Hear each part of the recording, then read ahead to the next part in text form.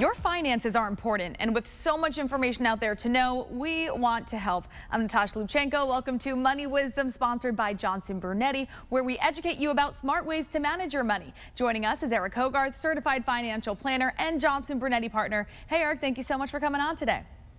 Natasha, thank you.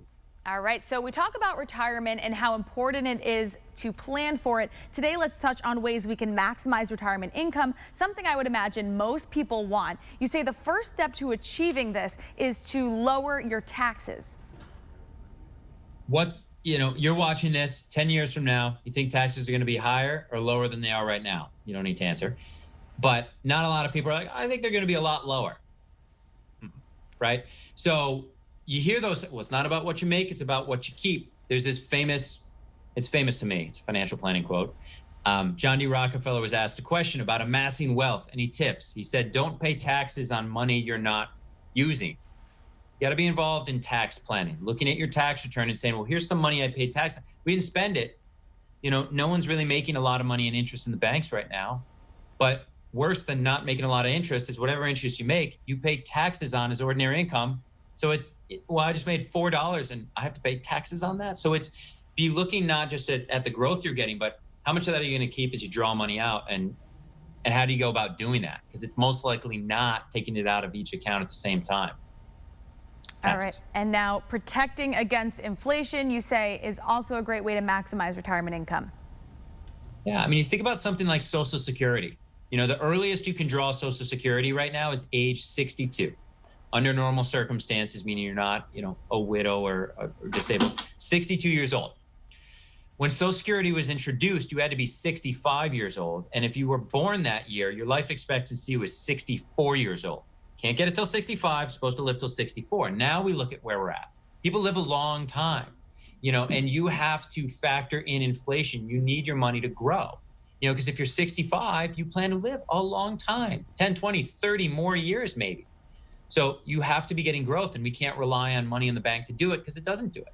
And that's not really the job of that money. The job of that money is that's my emergency money.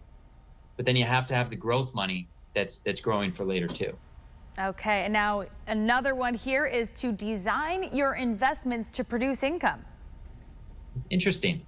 You think about all these really famous popular companies like Amazon and Tesla and Netflix and all those companies, right? Most of them have had this big growth. Most of them don't pay any dividends.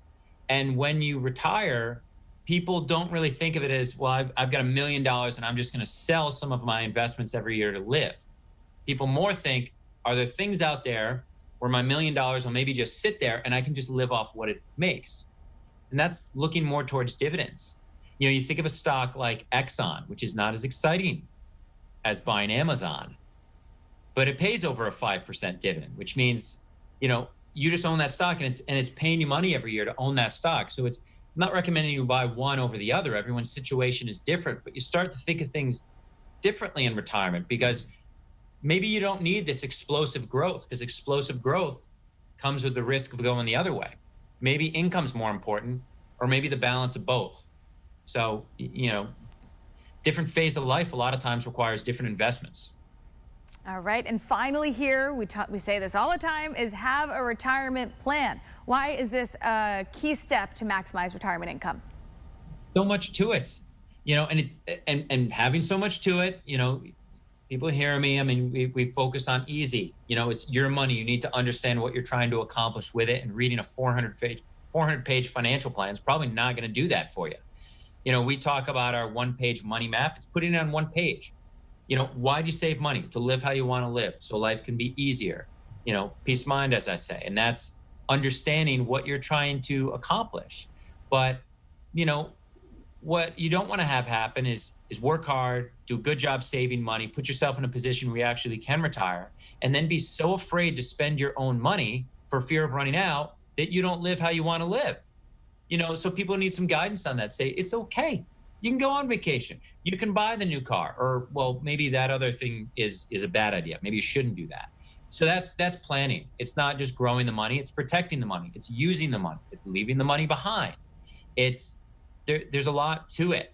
And, as I say, you don't know what you don't know. And it starts with a conversation just to get some feedback on, all right, well, these are some things maybe you should think about. There's hundreds of ways to draw, money off of investments or your Social Security benefits. So, it's different for different people. So have that conversation because it's very specific to you. And as you just mentioned, some people need a little more guidance on this. And I know you have a special offer for our viewers today that can guide them further. Talk to me about that. It's called The Guide to Maximizing Retirement Income. And it's a book, and we'll get it to you for free. It's at moneywisdomtv.com. And it talks about spending money. Spend money. You save the money. Spend it. It's for you. Live how you want to live. You spend all those working years, 30 or 40, I wish I could retire. And then you get to retirement, and some people have a hard time with it. It's not easy to transition from saving all these years to it's okay to spend. I'll talk to people and, 5 years after retirement, they have more money. And I say, well, you don't have to save for retirement in retirement, and that's part of having that plan. So it's the guide to maximizing retirement income, whether you're working, whether you're retired. Maybe, it's going to help you from a perspective of where should you be saving that money? Maybe you should be saving it into a Roth that you never have to pay taxes on. So again, it's free. It's a great book. You can get it at moneywisdomtv.com, and it'll help no matter what phase of life you're in.